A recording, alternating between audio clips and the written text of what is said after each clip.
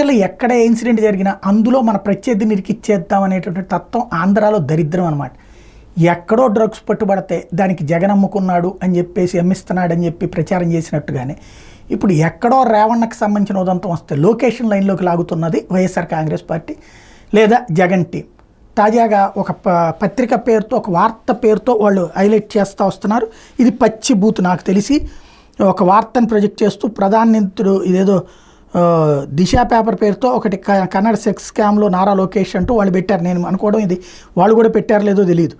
ప్రధానమంత్రి ప్రజ్వల్ రేవణ్తో లోకేష్కి సత్సంబంధాలు, కర్ణాటకలో 100 మంది అమ్మాయిలతో 20 రాష్ట్రాలలో పెన్ డ్రైవ్ వీడియో ఫుటేజీలు లోకేష్ నీళ్ళు చిత్రాలు పట్టబోయారు.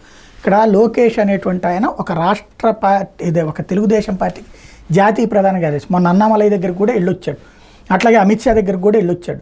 లేదా వాళ్ళ నాన్నకు కూడా అబ్దుల్లా లాంటి వాళ్ళతో కూడా కాంటాక్ట్స్ ఉన్నాయి, మమతా బెనర్జీతో కాంటాక్ట్స్ ఉన్నాయి. కాబట్టి లోకేష్ ఆ కుంభకోణంలో నిందితుడు. లేకపోతే కనుక మొన్న ఈ మధ్యన కాశ్మీర్లో ఆర్టికల్ 370 రద్దు చేసినప్పుడు గొడవలు జరిగినాయి కాబట్టి వాళ్ళతో ఆ గొడవల్లో దేశద్రోహంలో లోకేష్కి పాత్ర ఉంది. ఇట్లాంటి దిక్కుమాలినటువంటి నేరేషన్స్ వద్దు. నిజంగా ఆ వీడియోలు ఉంటే ఏ వైఎస్ఆర్ కాంగ్రెస్ పార్టీ వాడు వదిలిపెట్టడు. ఈ పార్టీకి సినిమాలు అక్కడ రేవణ చూపెట్టినట్టే ఇక్కడ కూడా చూపెడతారు. కాబట్టి అట్లాంటి తప్పుడు ప్రచారాలు చేయడం మానేస్తే బెటర్.